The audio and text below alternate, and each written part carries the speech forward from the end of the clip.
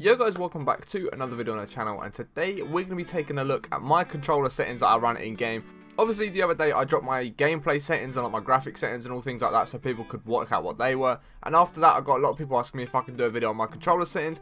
Obviously I'm more than happy to do that for you guys, show you guys what I do run. A lot of the controller settings though are sort of down to personal preference. I will show you some things that you should definitely be running, but some other things will be down to personal preference, and I'll tell you guys exactly what settings those are when I am running through them.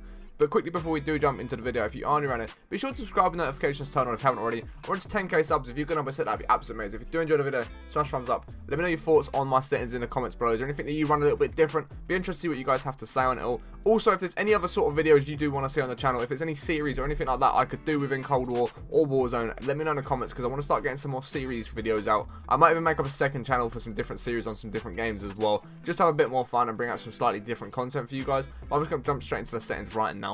Right guys, so when it comes to my controller settings, I played the tactical button layout, which basically means you're going to slide by pushing the right stick in, and you're going to then punch using B or circle on PlayStation. I play with an Xbox controller. Before anyone does one, I play the Xbox One controller, I play with a scuff controller. So I do have the paddles on the back, as you guys may be able to see here. I do have the 4 paddles on the back. Basically for me, this is slide.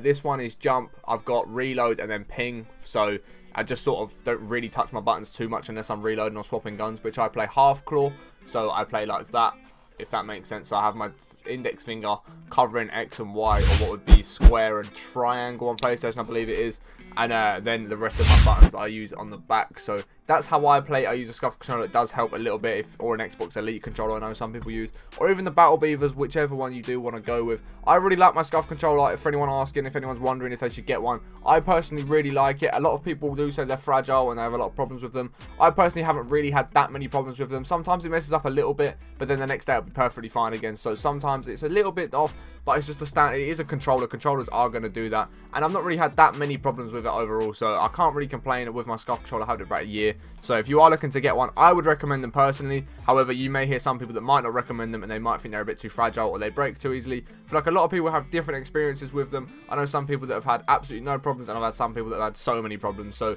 it's sort of a bit of luck. You just sort of got to hope that you do get a good one. But if not, and you want to get an Xbox Elite controller, I know some people use them and they say they're really, really good. But anyway, we're going to carry on with the settings. Stick layout I just use on default, just standard stick, so I'm moving my left one and then aim with my right one, not inverted, anything weird like that. Some people do play inverted, but if that's not what I like to play, I would play with a 0.1 dead zone. However, this is going to change for everyone, basically what dead zone is. If you're getting stick drift, if you basically land into a game or in a pre-lobby, if you just stand there and all of a sudden your character starts turning and you're not pressing anything, if they start doing that, you've got stick drift. And what stick drift is going to affect is your aim. So what basically, if you're trying to move to the, if you're trying to aim at someone on the left and you've got stick drift pulling it down to the right, you're basically fighting against your own controller to try and get better aim, which is where dead zone comes in. And what you want to do, you want to then start increasing your dead zone. So basically, if you're in a pre-lobby and you see yourself turning, don't touch the analog stick, pause the game and increase the dead zone until it gets to the point where they're no longer moving. They just stood still and they're not ending up moving. Otherwise, you, like I said, you will be fighting against yourself with your accuracy and all things like that. Horizontal and vertical recoil, or sorry, horizontal and vertical stick sensitivity,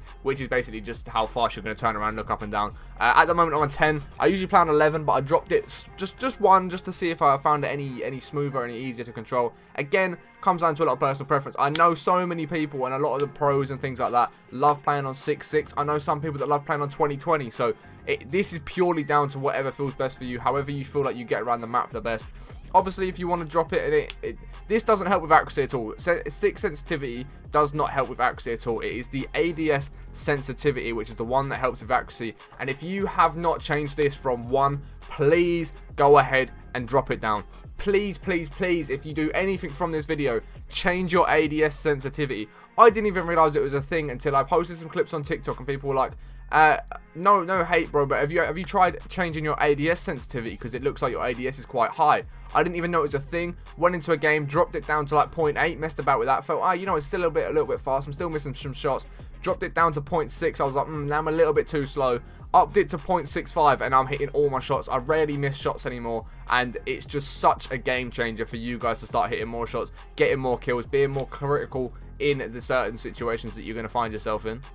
So like I said, again, the sensitivity on both the stick sensitivity and the ADS sensitivity are both something you do want to try around with. You do want to mess about, just see what works for you, see what sensitivity you like getting around the map, and then see what sensitivity you like whilst ADSing. You can control this against bots, you can control this in actual games. It's entirely up to you how you want to try it. The aim response curve type, I play dynamic, and the reason for this is it just seems to be easier to control and just be able to actually hit your shots with when you are in a gunfight. I'm not too sure why. I know a lot of people do say to use it, so that's why I put it on, and that is exactly what I use. Standard I used a couple of weeks ago because I forgot to change it over, and I could really notice the difference changing from standard to dynamic. I seem to hit a lot more shots on dynamic than I do on standard. So if you are on standard, I would definitely try changing it to dynamic and just see how you do find out. If you don't find it as good, if you find yourself playing worse, of course just go ahead and change it back. I turn controller vibration off. The reason for this is when you are shooting in a gunfight, the more, basically, as your controller's vibrating, you don't realize it, but you are probably flicking your analog sticks up and down just the slightest little bit, and it can really throw your aim off in a critical gunfight. Say you're in a long range fight and you need to be deadly accurate, that can actually throw your aim off, and you will start missing some shots because of the vibration. Will start moving that analog stick up and down without you even realizing. So I definitely recommend turning that off. You'll probably just feel better in gunfights anyway if you do turn that off. Aim assist you want to leave on standard. Do not change aim assist on whatever you do. Just leave aim assist on standard. Scale aim assist with FOV. You don't want to be doing this. Basically what that's going to do is the further out you are, the smaller your aim assist is going to get. So you definitely don't want to do that. You want the aim assist to obviously be as prominent as it can be. So you're going to leave scale aim assist with FOV off. So when it comes to weapon mount activation, I have it on ADS and melee. So when I press B to punch or I press B to mount, so it's going to do one or the other. If the mount option's there, obviously it's going to mount. If the mount option isn't there, I'm going to punch. I don't really see the point in running anything different, but again, this is something, if you want to try something different, if you want to try the double tap ADS to mount, then you can do that. If you want to do whatever it is that you guys want to do, basically try it out. But I run the ADS and melee. It just is the perfect one for me. It just runs right. Weapon mount movement exit equals enabled. So if I'm mounted up and I just go to sprint, I don't have to unmount the gun or I don't have to unmount the gun manually. It will automatically unmount and I can just run off in the direction that I'm trying to run. So if you're getting beamed at and you're mounted up and you need to get away quickly, a much better option to have, because you can just stop ADS or stop like using your right stick to look around, and you can just sprint and it's just going to get you away. You're going to get away nice and quickly. ADS sight behavior. So basically what you want to do, you want to have that on hold. Otherwise, if you have it on tap, it means you're going to tap the trigger in, and once you've tapped it once, you're going to be ADSing until you tap it again. Not recommended at all. Would not recommend changing that. I would leave it on hold, so you hold to ADS. Equipment behavior I have on hold, which allows you to cook frag grenades and different things like that, or you can have a C4 ready for somewhere else, or you can just basically just actually hold it whilst you're aiming it to be in the right position. Otherwise, if you don't have that, as soon as you tap that bumper, it's going to throw the nade or the Semtex or the C4 or the stuns, whatever it is. So if you have it on hold, it allows you to actually hold the stun, for example, aim it into the window you want to aim it into and throw it. Otherwise, as soon as you tap that bumper, like I said, they're going to throw it. It doesn't matter where you're looking, it's just going to get thrown. When it comes to use/reload behavior, 100% you want this on contextual tap. You don't want it on anything differently. It's going to allow you to loot up so much faster if you're not already running this. When I came onto this new computer, obviously all my settings were changed. I forgot to change this for a little bit, and just playing on not contextual tap was the worst thing I've done in such a long time. It's so slow. You loot up so slowly. So you definitely want to have it on contextual tap. Just note, when you are reloading, you do have to hold X or square to reload. It's not just a tap, but you don't have to hold it for very long. It's like a second or two to hold it, and it will get that reload off. When it comes to depleted ammo weapon switch enabled, so basically if you run out of ammo, it's going to allow the gun to just change out itself, so you have a gun with ammo in it.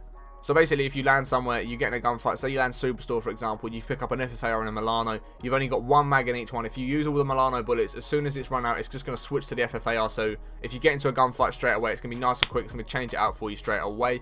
Armor plate behavior, have on apply all, basically means you just got to tap Y once or hold it once, and it will start pushing them all in as you are running it. It means you've not got to sprint and then hold Y and then stop. Hold Y, sprint, hold Y, sprint, and it's just going to put them all on at once. You can cancel this out by tapping Y again, so if you just want to cancel it because there's a gunfight that you need to get involved with, just pull out your FFAR. You can just press Y, pull out your FFAR or whatever it is you're using, and that will do that. When it comes to slide behavior, I have this on tap. Would definitely recommend doing this if you aren't already. 100% put it on tap. It just makes it a lot more movement. It makes your movement a lot cleaner, a lot more fluid, and a lot more smooth. Then auto move forward I have disabled. I have auto tack sprint on. So basically when I'm slide cancelling, I will slide A, and then the reason I press A because it gets you up out of that slide cancel, and then the auto attack sprint forces it itself in. So I just hold my analog stick forwards, I'll do my slide cancel, and because I'm holding that forwards, it automatically attack sprints out with the slide cancel, and it allows your movement to be so fluid, so quick, and you're going to get around the map crazy fast. Then vehicle recenter I have enabled, and parachute auto deploy I have disabled, just because it means you could judge that landing a bit better. You can get a little bit closer, because if someone behind you has got auto deploy on, they're going to pull their parachute a bit higher than you. You can put it a lot lower, meaning you're going to be the one to land on the gun first and get that nice easy kill on the person just landing in. But they are all my controller setting, guys. Hopefully you have enjoyed this video. If you have, smash thumbs up. Let me know if you want to see any more setting videos in the comments below, whether it's a Cold War, whether it's a keyboard and mouse settings that I use sometimes, or if it's my audio settings, whatever it might be. Please let me know in the comments below, and I'll be sure to get that out for you guys as soon as possible. Hopefully you have enjoyed the video. Like I said, smash thumbs up, subscribe to the channel if you haven't already. We're on the road to 10k subs. If you want to watch me live on Twitch, twitch.tv/Harry17p. My link will be in the description, along with all my other social medias if you do want to follow me anywhere else. Like I said, I appreciate you watching. We'll catch you on the next one.